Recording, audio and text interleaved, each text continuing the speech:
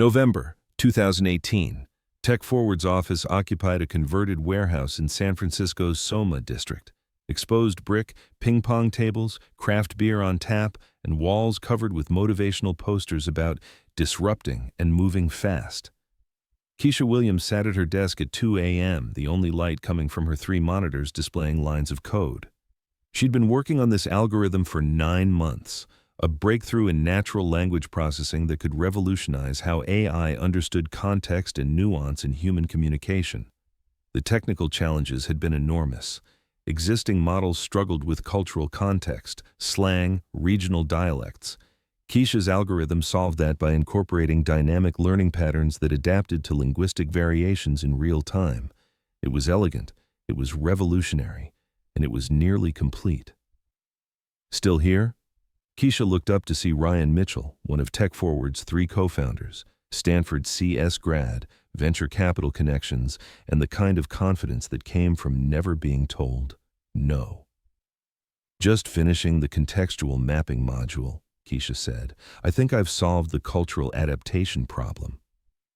Ryan moved closer, looking at her screen. Show me. Keisha pulled up her test results. The algorithm successfully interpreted slang, code switching, cultural references across multiple demographics with 94% accuracy, 30 points higher than any existing model.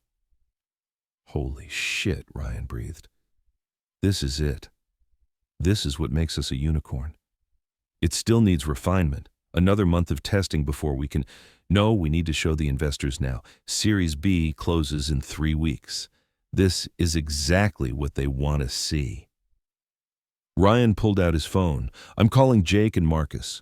We need to discuss rollout strategy. Jake, Chen, and Marcus Bradford were TechForward's other 2 co-founders. Also Stanford grads. Also white or white passing. Also convinced they were the smartest people in every room. Ryan, it's 2 a.m. They'll want to know. This changes everything. He was already dialing. Keisha saved her work and pushed her GitHub commits. Every line of code was documented, time-stamped, attributed to her account. She'd been meticulous about that from day one, something her mother, a paralegal, had drilled into her. Always have proof of your work. 20 minutes later, Jake and Marcus arrived. They crowded around Keisha's monitors, asking questions, having her run demonstrations, taking notes. This is fucking brilliant, Marcus said. How'd you crack the cultural context problem? Keisha explained her approach, the adaptive learning patterns, the dynamic weighting system, the way the algorithm essentially taught itself cultural nuance through exposure and feedback loops. We need to patent this immediately, Jake said, before someone else thinks of it. I've been documenting everything, Keisha told them. All my commits are on GitHub with timestamps. We have clear proof of development timeline. Good thinking. Ryan clapped her shoulder. You've really come through for us, Keisha. This is exactly why we hired you. Why they hired her, not why they made her a co-founder when she'd been employee number 4, working 80-hour weeks for below-market salary and vague promises of equity when the company was more established. But Keisha had learned not to push. She was the only black woman on a team of 12 engineers, the only person without a Stanford pedigree, the only one who'd worked her way through Cal State instead of having parents pay for private school and Ivy League degrees. She knew how to survive in spaces that tolerated her presence but never quite welcomed it.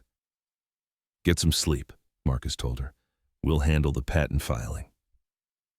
You've done the hard part. Keisha left the office at 3 a.m., exhausted but satisfied. 9 months of work, finally complete.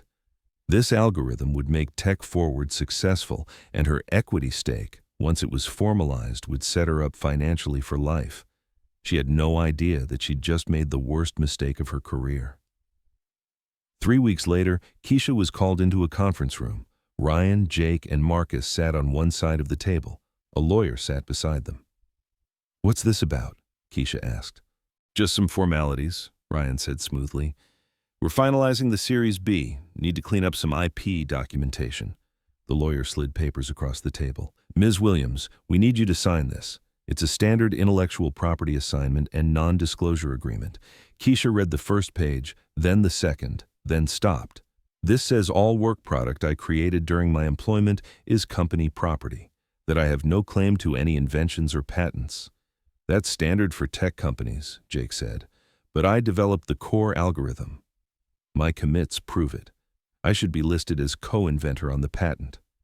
Keisha, Marcus leaned forward, voice patient like he was explaining something to a child. You developed that algorithm using company resources, on company time, as part of your job responsibilities. The company owns the IP. That's how this works. I understand the company owns the rights to commercialize it, but patent law requires listing actual inventors. I invented this algorithm. My name should be on the patent. Ryan's expression hardened. We're filing as a joint invention. All three co-founders contributed to the conceptual framework. You executed the coding, but the vision was ours. That's not true. You didn't even know about the cultural adaptation approach until I showed you. We've been discussing these concepts since we founded the company, Jake interrupted. Just because you weren't in those conversations doesn't mean they didn't happen. The algorithm is an implementation of our collective vision. Keisha looked at the three of them. At their expensive clothes, their Stanford rings, their absolute confidence that they deserved credit for her work. I'm not signing this. The lawyer spoke up. Ms. Williams, if you don't sign, you'll be in breach of your employment agreement. We'll have no choice but to terminate your position and pursue legal action for any IP violations. I haven't violated anything. I created this on company equipment for the company. I'm not stealing anything. I just want proper credit. The choice is simple, Ryan said coldly. Sign the agreement, keep your job, and share in the company's success through your equity stake. Or refuse, get fired, lose your equity, and watch us succeed without you. Your call. Keisha's hands were shaking. She thought about her student loans, her mother's medical bills, the apartment she could barely afford, the job market for black women in tech who'd been fired from their last position. If I sign, I keep my job and my equity? Absolutely, Marcus said warmly, the good cop to Ryan's bad. You're valuable to this team, Keisha. We want you here. We just need clean IP documentation for the investors. It's business, not personal. Keisha looked at the document again, at the lawyer's expectant face, at the three co-founders who'd already decided her algorithm belonged to them. She signed. The lawyer collected the papers and left. The co-founders relaxed, suddenly friendly again. Great decision, Jake said. Let's get back to work. We have a product to launch. Keisha returned to her desk feeling sick. Something was very wrong about what just happened, but she'd signed. She'd agreed. What choice did she have?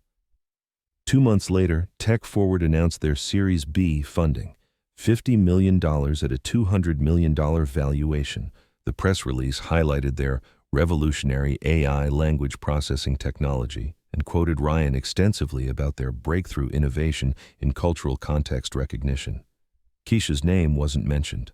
3 months after that, the patent was approved. System and method for culturally adaptive natural language processing. Listed inventors: Ryan Mitchell, Jake Chen, Marcus Bradford.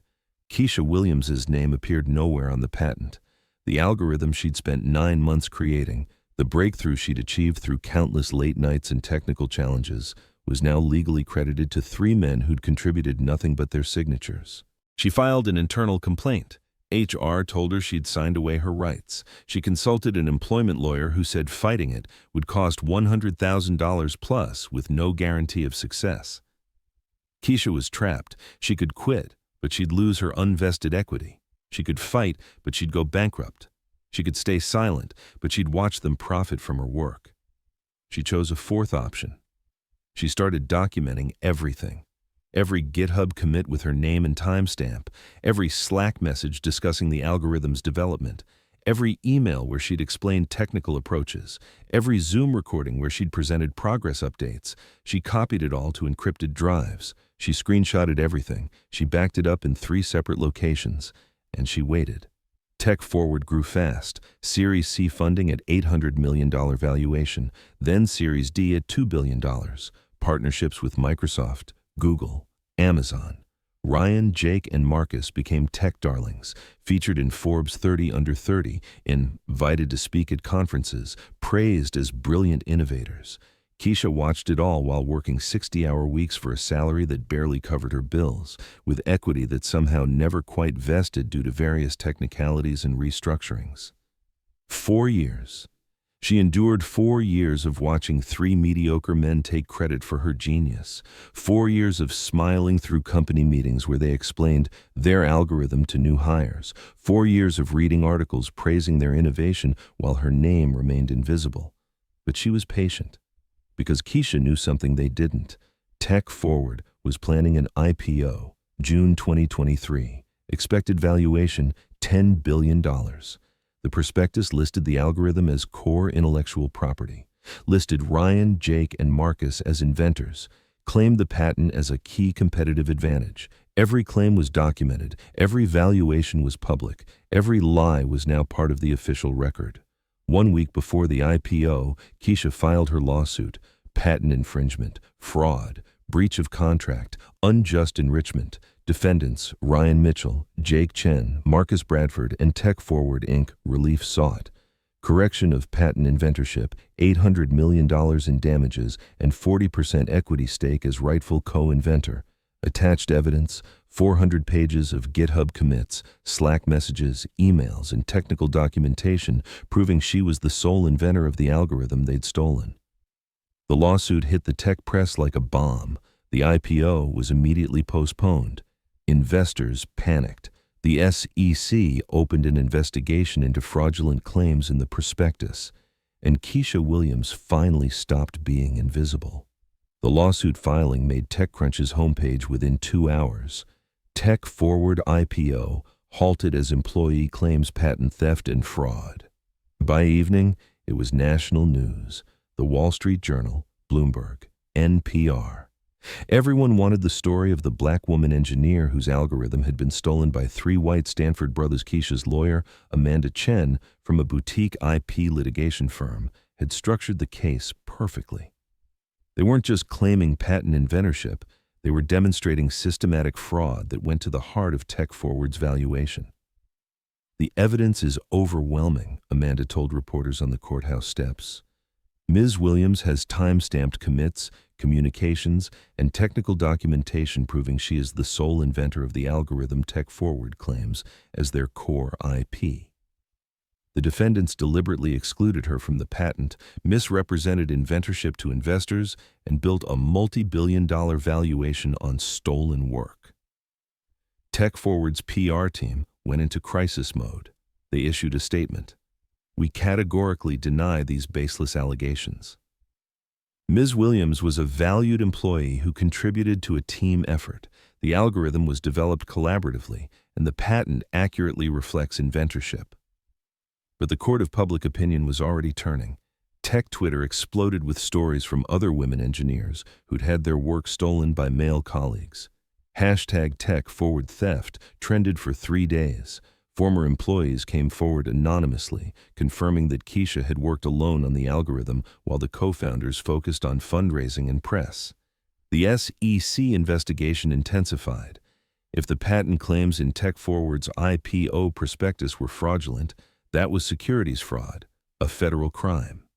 Ryan, Jake, and Marcus lawyered up with Keller & Associates, a white shoe firm known for aggressive corporate defense. Their strategy was predictable: attack Keisha's credibility, claim she was a disgruntled employee seeking a payday, argue that all invention happens collaboratively in tech. Their lead attorney, David Keller, gave an interview to TechCrunch. "Ms. Williams is mischaracterizing normal engineering work as sole invention.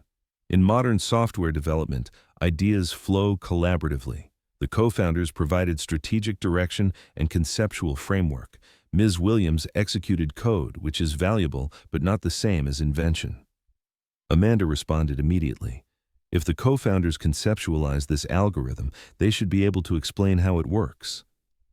"We're happy to put them under oath and ask technical questions. Let's see if they can describe the adaptive learning architecture or the dynamic weighting system. Let's see if they even understand what they allegedly invented." That challenge changed everything. Because Keisha's evidence wasn't just timestamps and emails. She had technical documentation, Detailed architecture diagrams, algorithm specifications, problem-solving notes, all in her handwriting, all dated months before she'd shown the completed work to the co-founders. She had Slack messages where Ryan asked her to explain how this works, and she'd provided detailed technical explanations he clearly didn't understand.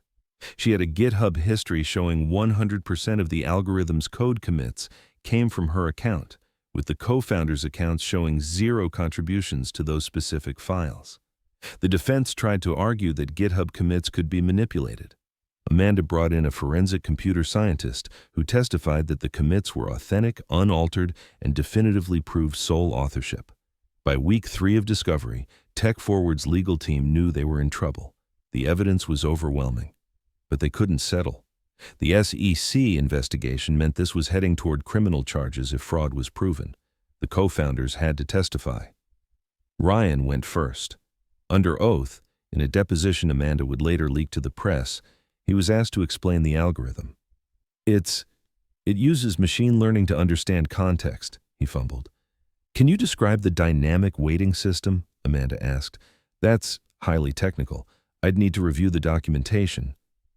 You're listed as co-inventor. You filed a patent claiming you invented this. Surely you can explain how your own invention works. Ryan couldn't. Neither could Jake or Marcus. Under questioning, all three admitted they didn't understand the technical details, hadn't written any code, hadn't contributed to the algorithm's architecture. But we provided the vision, Marcus insisted.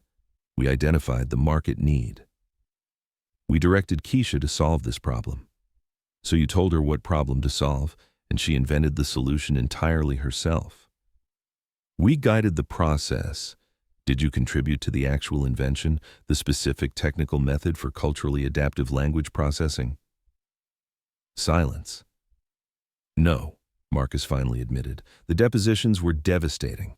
Patent law requires that listed inventors actually contributed to the conception of the invention. Telling someone what problem to solve isn't invention. Funding research isn't invention. Managing a team isn't invention. Invention is the creative act of solving the technical problem, and the depositions proved only Keisha had done that. By month 4, TechForward's investors were panicking. The IPO was indefinitely postponed. The SEC investigation was expanding. Major partnerships were on hold. The company that had been valued at $2 billion was now potentially worthless if the core IP was fraudulent. The board called an emergency meeting. They needed to settle this lawsuit or the company would collapse, but Keisha wasn't interested in a quiet settlement anymore. They offered $50 million in a public apology, Amanda told her. You walk away, they keep the company, this is over. What about the patent correction? Keisha asked. They'll add your name as co-inventor alongside the 3 founders. Co-inventor, when I was the sole inventor. It's a reasonable compromise given. No. Keisha's voice was firm. I want the patent corrected to list me as sole inventor. I want them removed. I want equity reflecting my contribution, and I want them to admit they committed fraud. Keisha, that's asking for everything. They won't agree. Then we go to trial. Let a jury decide. Amanda looked at her client, this quiet engineer who'd endured 4 years of watching mediocre men steal credit for her genius, who documented everything with meticulous care, who now held all the cards and refused to fold. Okay, Amanda smiled. Let's destroy them. The trial began in November 2023, Federal Court, Northern District of California, Judge Patricia Morrison presiding. The case was technically complex, but the story was simple. 3 white men stole a black woman's invention and built a billion-dollar company on it. Amanda's opening statement was devastating. The defense will tell you this was collaborative work. But collaboration means contributing ideas. The evidence will show that Ryan Mitchell, Jake Chen, and Marcus Bradford contributed nothing to this algorithm except their names on a fraudulent patent. They will tell you Ms. Williams was just coding their vision, but when put under oath and asked to explain that vision, they couldn't, because it was never their vision. It was always hers. The defense's opening tried to paint Keisha as a disgruntled employee seeking undeserved credit. But it rang hollow after the depositions where the co-founders admitted they didn't understand the technology they claimed to have invented. The trial lasted 3 weeks. Keisha testified for 2 days, walking the jury through her invention process, explaining complex technical concepts in clear language, demonstrating beyond doubt that she understood this algorithm at a level the co-founders never could. The jury saw her GitHub commits, her technical notes, her emails explaining concepts to the co-founders, her Slack messages answering their basic questions about her work. They saw the co-founders' depositions, where three privileged men who'd spent their entire careers being told they were brilliant discovered they couldn't explain the invention they'd claimed as their own. The verdict took 4 hours. The jury found for Keisha on all counts: patent infringement, fraud, unjust enrichment. They awarded $800 million in damages, roughly 40% of TechForward's last valuation. They ordered the patent corrected to list Keisha Williams as sole inventor, removing Ryan Mitchell, Jake Chen, and Marcus Bradford. They recommended the SEC pursue criminal fraud charges for misrepresenting inventorship in securities filings. The courtroom erupted. Keisha sat perfectly still, letting it sink in. 4 years of documentation, 4 years of patience, 4 years of enduring theft, and now justice. Amanda hugged her. "You did it."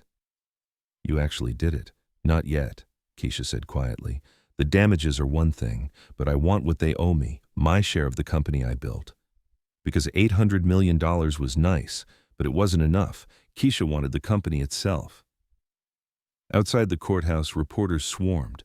Keisha stood at the microphone, Amanda beside her, and delivered a statement she'd been writing in her head for 4 years. "Today, a jury confirmed what I always knew. I invented the algorithm that made TechForward valuable.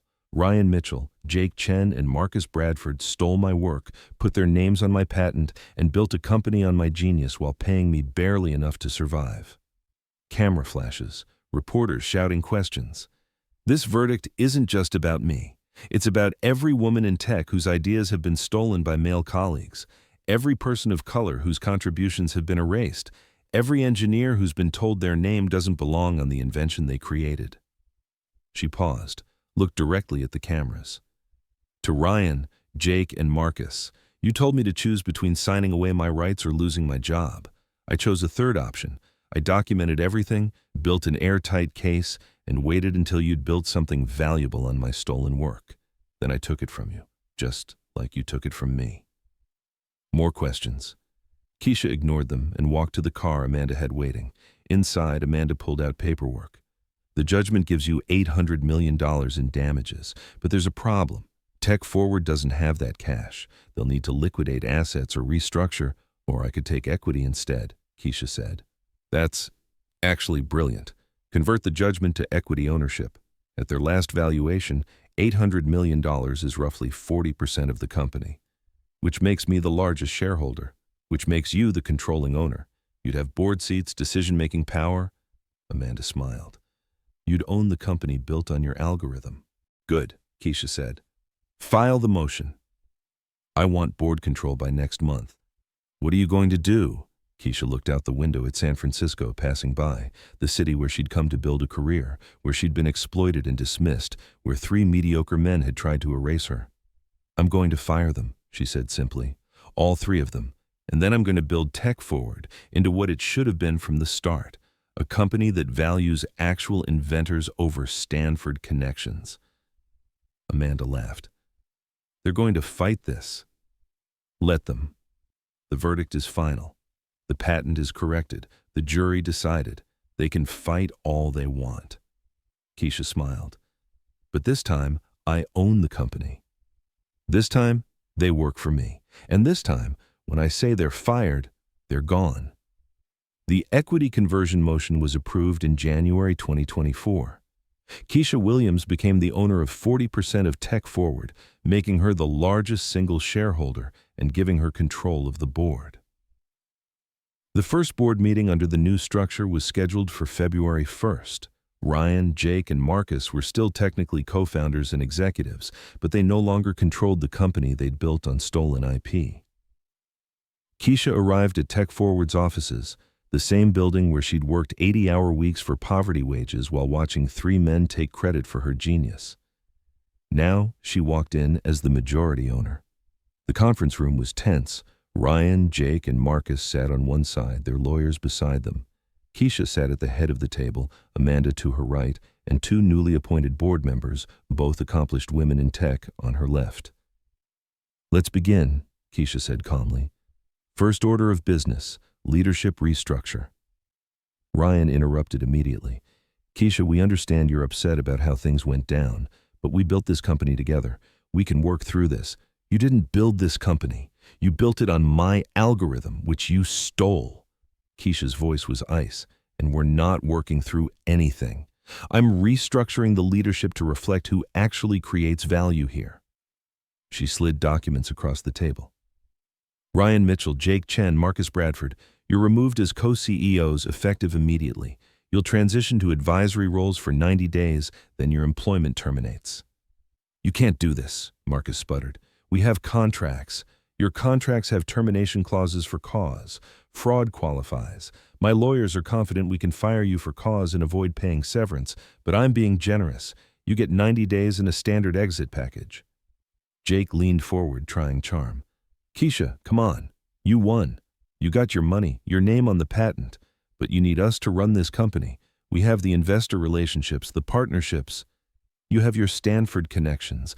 I have the technology that makes this company valuable. Guess which one matters more?" Keisha pulled up a presentation. "I've already spoken with Microsoft, Google, and Amazon. They're all comfortable continuing partnerships under new leadership. In fact, several explicitly said they're relieved to be working with the actual inventor rather than the people who stole her work." The three co-founders looked at each other, realizing they had no leverage. The verdict was public. The fraud was proven. Their reputations were destroyed. And Keisha owned the company. "Who's taking over as CEO?" Ryan asked quietly. "I am." Keisha let that sink in. "I'm taking operational control. I'm hiring a new CTO, a new head of engineering, and restructuring to focus on innovation rather than press tours and vanity metrics. You don't have management experience. Neither did you when you started this company. The difference is, I actually understand the technology we're selling. I can speak credibly to partners and investors about our roadmap, and I won't spend half my time doing podcast interviews about my genius while other people do the actual work." Amanda spoke up. "Gentlemen, Ms. Williams is offering a clean exit. 90 days, standard severance, neutral references. You can accept gracefully or we can terminate for cause based on the fraud conviction, and you leave with nothing. Your choice." The lawyers whispered urgently with their clients. Finally, Ryan spoke. "What about our equity?" "Your equity remains yours, diluted by my new stake. You'll participate in any future value creation, assuming there is any, which there won't be if you stay and poison the culture further." "This is vindictive," Jake said bitterly. "You're punishing us." "I'm correcting a wrong," Keisha interrupted. "You stole my work, put your names on my patent, paid me poverty wages while you got rich off my genius, and tried to erase me completely. Now I'm doing what I should have been allowed to do from the beginning, run the company built on my technology. That's not vindictive. That's just fair." Marcus tried one more time. "What about the employees? They're loyal to us. You fire us, you'll have mass resignations." "I've already spoken with the engineering team. They're staying. Turns out most of them are tired of working for bosses who take credit for other people's work." Keisha smiled coldly. "Apparently that was a pattern with you three. My case inspired 6 other engineers to come forward about stolen contributions. HR is investigating now." The room went silent. "You have until end of business to accept the exit package or we proceed with termination for cause," Amanda said. "I suggest you take it." The 3 co-founders left without another word. 2 weeks later, Keisha stood in front of TechForward's entire staff. 120 employees gathered in the main workspace. "I'm Keisha Williams, your new CEO. Most of you know my story by now. Some of you watched me work here for 4 years, while 3 men took credit for my invention. Some of you are new and only know what you've read in the press." She paused, looking at the faces. Young engineers, diverse in background, but united in having chosen to stay after the leadership purge. "Here's what's changing. TechForward will now operate on a principle of accurate attribution. If you invent something, Your name goes on the patent. If you solve a problem, you get credit. If you do the work, you get recognized and compensated fairly. Applause, real applause, not the polite golf claps typical of corporate meetings. We're also changing our culture. No more move fast and break things. No more prioritizing press coverage over product quality. No more celebrating founders who've never written a line of production code while treating actual engineers as interchangeable resources. More applause. I know some of you are worried about the company's future after everything that's happened. Let me be clear. We're in a strong position. Our technology is sound. I invented it. I understand it, and I know exactly how to improve it. Our partnerships are stable. Our investors are supportive. And now we have leadership that actually understands what we're building. She pulled up a slide showing the product roadmap. Here's where we're going. We're expanding the algorithm to handle real-time translation with cultural adaptation. We're developing new applications in education, healthcare, and accessibility, and we're doing it ethically with proper attribution and fair compensation. A hand went up. Priya, a junior engineer. What about equity? The co-founders had most of it. Does that mean you control everything now? I control 40%. The rest is distributed among investors and employees. But here's what's new. We're implementing an equity program that rewards actual contribution. If you invent something valuable, you get equity tied to that invention's value. If you're here just collecting a paycheck and coasting, you get salary but no upside. Another engineer, James, asked, what happens to people who worked closely with Ryan, Jake, and Marcus? Are we all under suspicion? No. I'm not interested in punishing people for who they worked with. I'm interested in building a culture where stealing credit is impossible because we have transparent systems that track contribution. If you did the work, you get credit. If you didn't, you don't. It's that simple. The meeting continued for 90 minutes. Questions about vision, strategy, culture, compensation. Keisha answered everything directly, with technical depth the previous leadership could never provide. When it ended, the energy was different. People looked energized rather than deflated. Several engineers approached Keisha with ideas they'd been sitting on, afraid to share with the previous leadership. This is going to work, Amanda told her afterward. You've got them believing again. It'll work because it's based on reality now, Keisha replied. No more pretending that charisma and connections matter more than actually building things. 6 months later, TechForward launched version 2.0 of their algorithm. Built entirely under Keisha's leadership, it improved accuracy by 40% and expanded to 12 new languages. Microsoft expanded their partnership. Google signed a new deal. 3 startups were acquired specifically for their engineering talent, with clear equity and attribution policies that ensured inventors would be recognized. The company that had been built on stolen IP was now thriving under the leadership of the woman who'd actually created that IP. Keisha appeared on the cover of Wired, the engineer who took back her company. The article detailed her journey from exploited employee to CEO and sparked a broader conversation about IP theft in tech. Ryan, Jake, and Marcus tried to start a new company. Investors passed. No one wanted to back founders with a proven track record of stealing credit. They ended up taking jobs at larger tech companies, mid-level positions, no equity, no glory.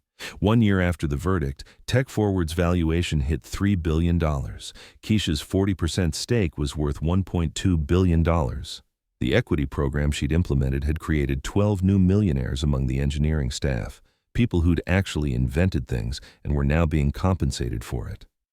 On the anniversary of her lawsuit filing, a reporter asked Keisha if she felt vindicated. Vindication isn't the goal, she replied. Justice is. And justice means inventors get credit, workers get paid fairly, and thieves don't get to build empires on stolen work. What would you say to other engineers who've had their work stolen? Document everything, every commit, every email, every conversation. Be meticulous, be patient, and when the time is right, take back what's yours. Keisha smiled. They're counting on you staying silent. Prove them wrong. And what would you say to Ryan, Jake, and Marcus now? Keisha considered the question. She thought about the 4 years of exploitation, the stolen patent, the trial, the takeover. I'd say thank you. Thank you for stealing my work so obviously that I could prove it in court. Thank you for being so arrogant you thought you'd never face consequences. Thank you for building a company on my invention so that when I took it back, it was actually worth something. She stood to leave. You taught me that the system doesn't protect people like me, so I had to protect myself. And now I'm using this platform to make sure other engineers know they can fight back and win. That's worth more than any apology you could offer. Keisha walked away from the interview, CEO of the company built on her stolen algorithm, now finally under the control of the person who'd actually invented it. Ryan, Jake, and Marcus had learned the most expensive lesson in tech. You can steal someone's work, but if they're patient enough and smart enough to prove it, they won't just take it back. They'll take everything.